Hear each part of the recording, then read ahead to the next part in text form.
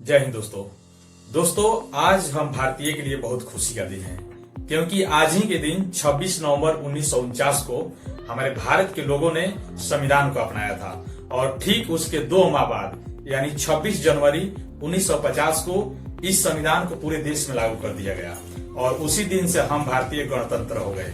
और 26 जनवरी 1950 से ही हमारे भारत के तमाम लोग इस संविधान के दायरे में रहकर ही सभी काम करने लगे। कार्यपालिका, विधायिका, न्यायपालिका या तमाम बड़े हस्ती वाले लोग हैं इसी संविधान के दायरे में काम करते हैं। यहाँ तक हम और आप भी कोई भी काम करते हैं हमारे देश के अंदर तो इसी संविधान के दायरे में रहकर ही काम करते हैं। ये संविधान एक मामूली किताब नहीं है। इसको लिखने में 300 लोगों का समूह 2 वर्ष 11 माह 18 दिन का समय लगाए। उसके बाद जाकर ये संविधान तैयार हुआ। 15 अगस्त 1947 को हम भारतीय स्वतंत्र हुए, लेकिन इस देश को चलाने के लिए एक नियम कानून चाहिए। इसी नियम कानून को ध्यान में रखते हुए हमारे देश का संविधान लिखा गया। जो संविधान 26 नवंबर 1949 को लिखकर तैयार हुआ, उसके 2 माह बाद 26 जनवरी 1950 को पूरे देश में इसे लागू कर दिया गया।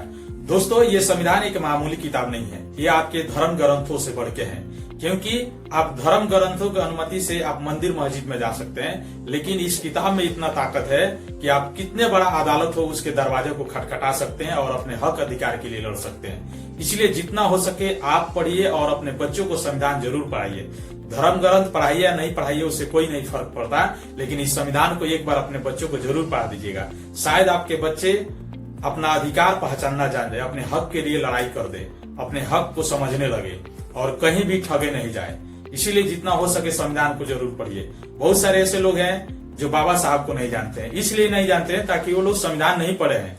जिस दिन से संविधान अगर पढ़ लेंगे उसी दिन से बाबा साहब को लगेंगे मानने। संविधान को पढ़िए, क्योंकि संविधान हमारे जीवन जीने का शैली सिखाता है। संविधान हर मोड़ पर काम आता है। अगर संविधान को जिसने पढ़ लिया वो अपने भगवान से ज्यादा बी आर अम्बेडकर को मानेगा, क्योंकि उनके देवी देवता हर मोड़ पर काम नहीं आते, लेकिन बाबा साहब के द्वारा लिखा गया संविधान हर मोड़ पर काम आ सकता है। दोस्तों, ये संविधान विश्व के सबसे बड़ा संविधान है, लेकिन आज हमारे देश में अनपढ़ गंवार लोग इसमें कामियां निकाल रहे हैं और इसको बदलने पर पूरा जोर शोर से काम कर रहे हैं, लेकिन हम दलितों को इसे रोकना होगा। दोस्तों, आइए देखते हैं बाबा साहब इस संविधान के बारे में संविधान सभा में क्या कहे। मैं यहाँ पर संविधान की अच्छाइयां गिनाने नहीं जाऊंगा, क्योंकि मुझे लगता है कि संविधान कितना भी अच्छा क्यों ना हो, वो अंततः बुरा साबित होगा अगर उसे इस्तेमाल में लाने वाले लोग बुरे होंगे। और संविधान कितना भी बुरा क्यों ना हो, वो अंततः अच्छा साबित होगा अगर उसे इस्तेमाल में लाने वाले लोग अच्छे होंगे। इसलिए जनता और उसके राजनीतिक दलों की भूमिका को संदर्भ में लाए बिना संविधान पर कोई भी निर्णय देना या कोई भी टिप्पणी करना मेरे विचार में व्यर्थ होगा। धन्यवाद। दोस्तों, इस संविधान से सबसे अधिक SC, ST, OBC के लोगों का फायदा हुआ है। यह एक आम किताब नहीं है, यह हमारे भारत का दिल है, जिससे हम और हमारा देश दोनों सुरक्षित है। यह किताब दलितों का धर्म ग्रंथ है, क्योंकि 1950 से पहले दलितों का कोई आजादी नहीं था और दलित खुली शिक्षा नहीं ले सकते थे, खुली सड़कों पे नहीं घूम सकते थे।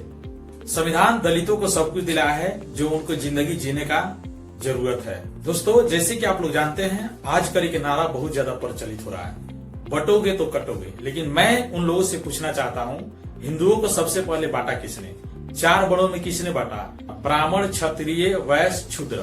और आज जब दलित पढ़ लिख कर शिक्षित हो गए, संविधान के अनुसार लगे चलने, अपने हक अधिकार को लगे खोजने, तो आज सब कोई कह रहा है बटोगे तो कटोगे, एक रहोगे तो सेफ रहोगे।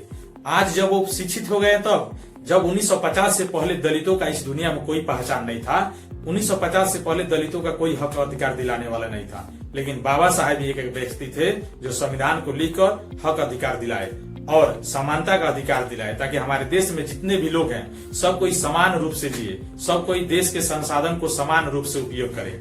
1950 से पहले हमारे देश के कोई लड़कियां, कोई भी औरत ऑफिस में नहीं जाती थी, स्कूल में नहीं जाती थी, लेकिन संविधान के दिन है कि आज लड़कियां समान रूप से ऑफिस में जा रही है, स्कूलों में जा रही है, अपने शिक्षा की लड़ाई लड़ रही है, अपने हक अधिकार खोज रही है। ये सब बाबा साहब की देन है, ये सब संविधान के दिन है। इसीलिए जितना हो सके मैं लड़कियों को कहना चाहूंगा, आप भी संविधान पढ़िए। आप लोग हर सुबह अपने जीवन की लड़ाई शुरू करने से पहले एक बार बाबा साहब को जरूर प्रणाम कर लीजिए। क्योंकि उन्हीं के बदौलत आप लोगों ने अपने जीवन जीने का शैली सीखी है। इसीलिए आप लोगों के जीवन में बाबा साहब का बहुत सारा योगदान है। आज हमारे पूरे भारत संविधान दिवस मना रहा है। क्यों मना रहा है? क्योंकि पूरे भारत संविधान के अनुसार चलता है। इसीलिए आज पूरे भारत के जितने मंत्री लोग हैं वे सब कोई बाबा साहब को हाथ जोड़कर प्रणाम करेंगे। और मेरे तरफ से भी बाबा साहब हमारे दिल में बसते रहेंगे और हमारी तरफ से बाबा साहब को बहुत नमन है। हर भारतीय को संविधान को पढ़ना चाहिए। आप अपने घर में धर्म ग्रंथ रखिए या नहीं रखिए, लेकिन संविधान जरूर रखिए। अपने बच्चों को जरूर कहिए संविधान जरूर पढ़ लीजिए। कम से कम अपने जीवन में 2-3 बार संविधान को जरूर पढ़ लीजिए।